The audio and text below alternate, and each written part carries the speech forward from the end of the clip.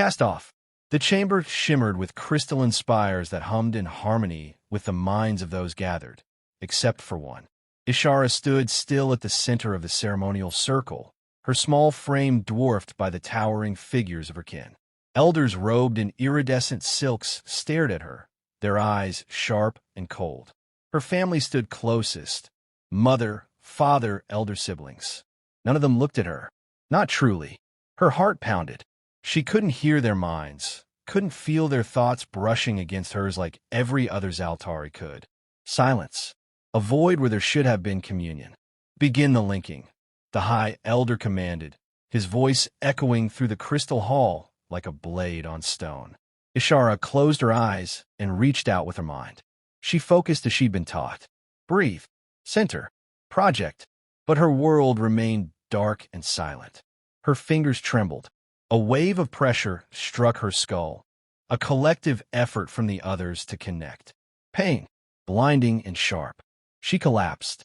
A hushed murmur rippled through the chamber, and in a race obsessed with perfection and psychic unity, murmurs were as loud as screams. She's still unlinked, someone whispered. Still broken. She cannot even echo thought. A voidling. Ishara's mother stepped forward, expression neutral. Forgive us this shame. The defect is permanent. Shame, not sorrow. Ishara opened her eyes, blinking back tears, but she didn't cry. Crying was for weak things. That's what her father had always said. Weak things, useless things, burdens. That's what she was. The docking bay smelled of hot plasma and metal oil. Ishara clutched the rough fabric of the travel cloak they'd given her, standard issue for exiles. Her family stood at the edge of the ship's ramp, not one of them speaking. There were no hugs, no final goodbyes, only the hiss of coolant vents and the silence of severed ties. Her brother, Siler, looked at her for a moment longer than the others, eyes unreadable. She thought maybe he'd say something. Maybe he remembered when they were children how they used to explore the ruins together and share forbidden stories. But he turned away. She looked up at her mother one last time. I can still. You will survive, her mother said coldly. That is enough. The ship's cargo hatch hissed shut behind her. The trade outpost was little more than a cluster of metal boxes grafted onto an asteroid. The docking officer, a rotund human in grease-stained clothes, barely glanced at her. Another one, huh? You got credits, or are you someone's problem? She handed him the identification chip they'd given her. A red mark pulsed on the edge. Exile, he muttered. Figures. They didn't even give her a room, just access to the public commons and ration coupons for a few weeks. The air smelled of oil, burnt circuits, and something vaguely spicy and rotten. She sat in a corner of the station's cantina, hands folded, cloak wrapped around her knees. No one noticed her. No one cared. A group of aliens, some human, some not, laughed over a drinking game at the bar. A screen overhead displayed local trade alerts and incoming ship schedules. In the background, a news feed from the Zaltari core world showed glorious victories in diplomatic conquest, their minds unified and strong. Ishara stared at the screen, feeling like a ghost. She couldn't go home. She had no one, no voice to share, no thought to join. She pressed her fingers to the side of her head, trying again, try to feel anything across the link, even a whisper of someone else's presence. Nothing, just silence. She curled in tighter. The rations would run out. Then what? The station was cold, not just in temperature, but in soul. No one here would care if she vanished. Maybe that's what her family intended. A quiet disappearance. No mess, no shame. She clenched her jaw. She wouldn't vanish. She didn't know how, but she would live, even if she had no voice, even if she had no family. Someone, somewhere, would see her as more than a burden. She just had to survive long enough to find them. The junkyard human. The salvager's yard lay on the edge of the trade station's outer ring, beyond the regulated zones, past the rusted vents and flickering lights. It was a tangle of broken hulls, scorched panels, and half-dismantled drones. The smell of ozone and oil clung to everything. Ishara had stopped sneaking by here at night. She scavenged. Quiet, invisible.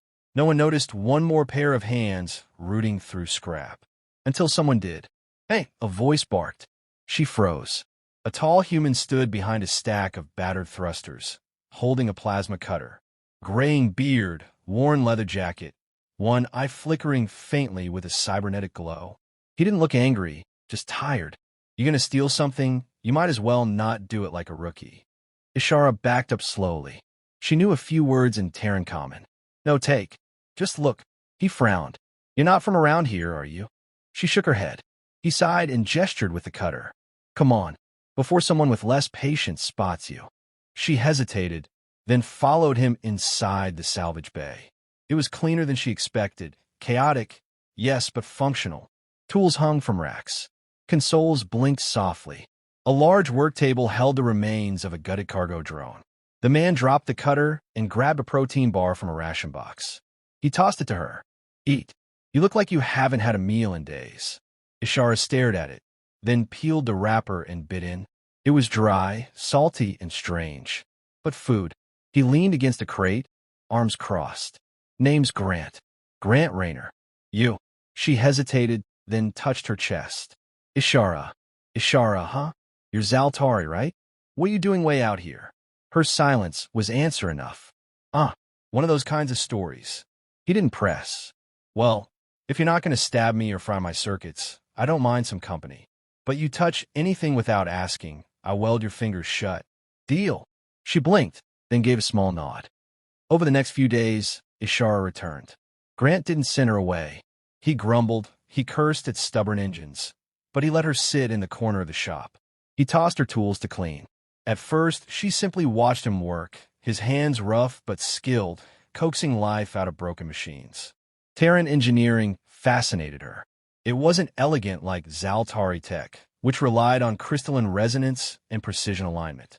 Human machines were rough, practical, alive in a way her people's machines never felt. They didn't need perfection to function, just grit. Grant began to leave things half-assembled. Testing her, she caught on quickly. One morning, he entered the shop to find a refitted drone on the workbench. It hovered evenly, engines humming smooth.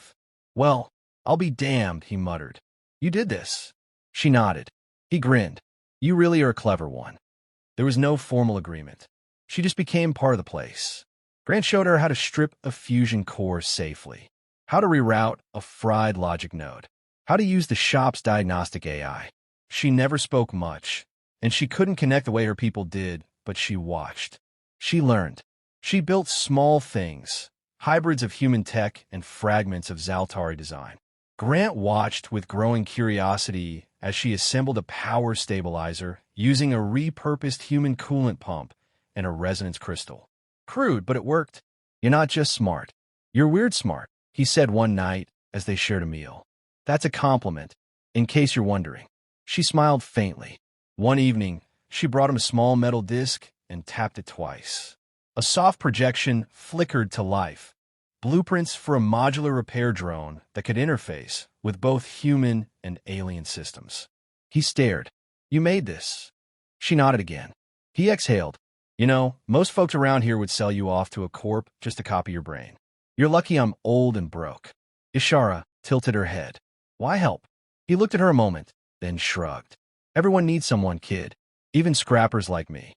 Later that night, as Ishara sat alone by the workbench, she activated the drone she had modified.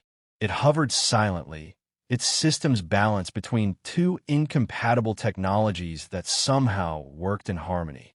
Just like her and Grant. She reached for a tool, hand steady, mind calm. For the first time in her life, the silence didn't hurt. It felt like possibility, reforged in iron flame. The salvager's workshop buzzed with life now.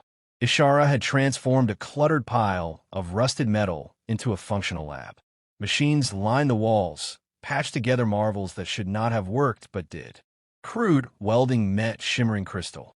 Duct-taped logic boards pulsed beside elegant resonance nodes. A harmony of chaos. Grant no longer just taught her. They worked together.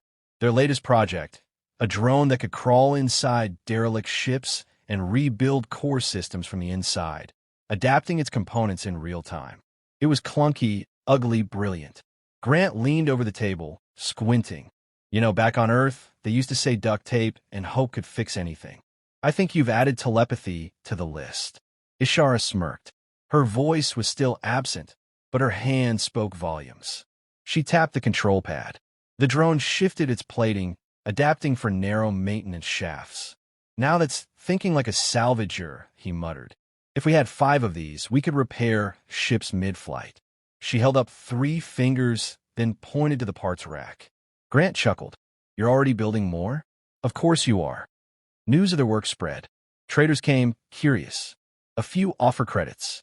One corp rep even made a vague promise of a lab contract. Grant turned them all down. Too early. Too many vultures, he told her. We build first. Then we choose.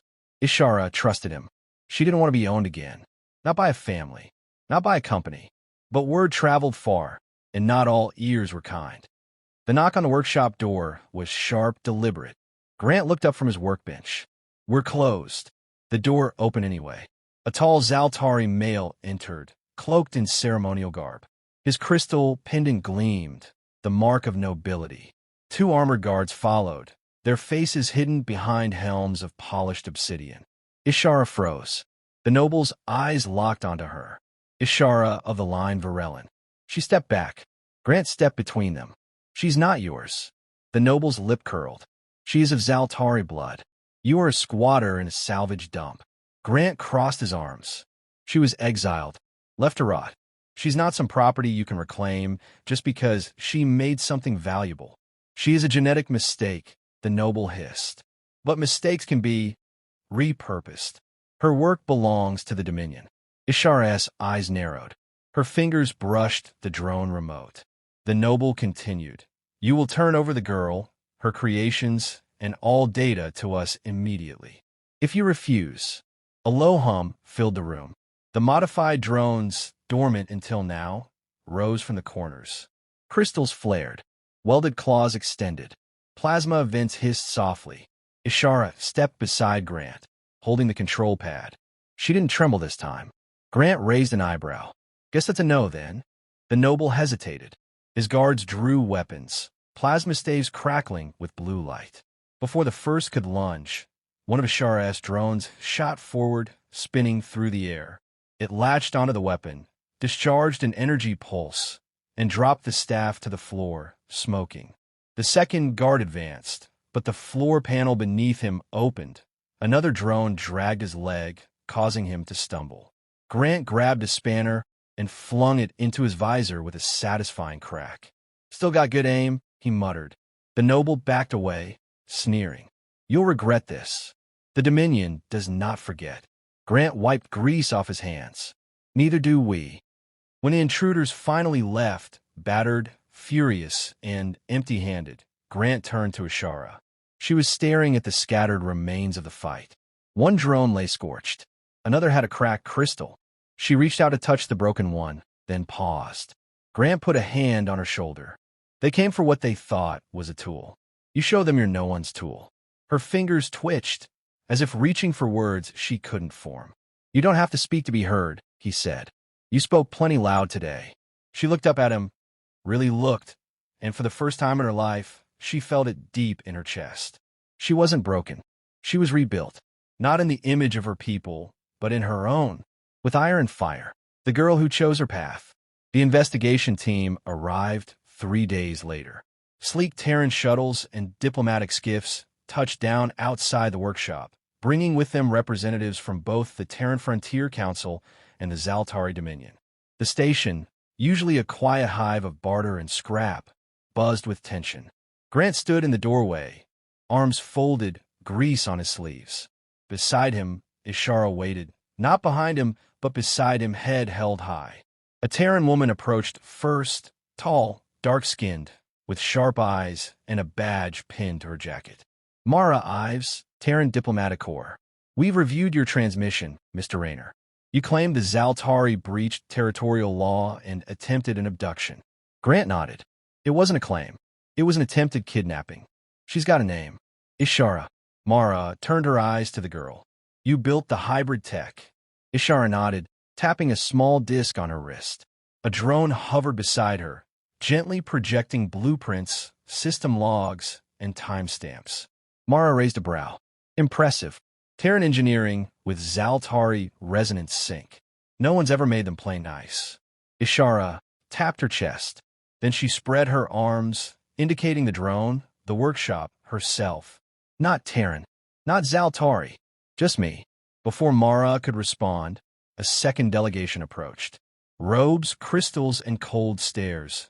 Zaltari nobles, with the same polished arrogance Ishara had once bowed to. At the head stood her mother. She hadn't aged a day. Still beautiful. Still sharp. Still unreadable. Ishara, she said. You've caused a stir. Ishara said nothing. You brought attention to yourself. The Dominion regrets its oversight. We are prepared to welcome you back, under certain conditions. Your work would be... No. Her voice was mechanical, synthesized. Projected through a small throat module Grant had helped her build. The voice was artificial, but the words were hers. I'm not coming back. A flicker of surprise touched her mother's face. Then dismissal. You're still Zaltari. That does not change. Ishara raised her chin. You're wrong.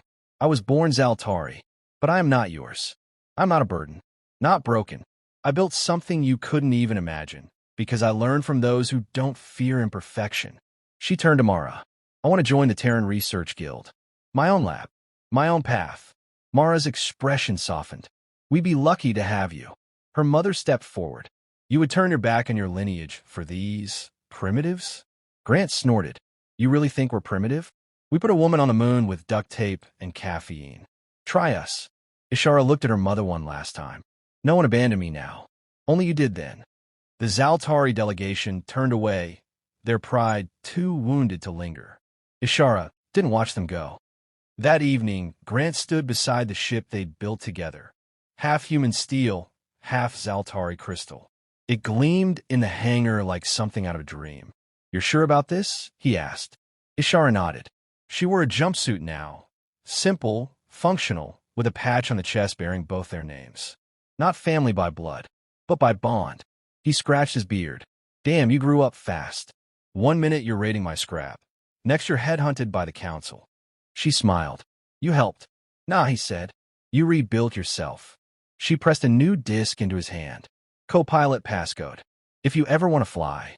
He looked down at it. You're really giving an old junker like me a seat on that. She smirked. You're not just a junker. As the engines hummed to life and the hangar doors opened to the stars, Ishara sat in the pilot's chair, hands steady on the controls. She looked out into the void, not with fear, but hunger. She had been born in silence, discarded by those who saw only what was missing. Now, she soared on wings of her own making. Not Terran, not Zaltari, herself.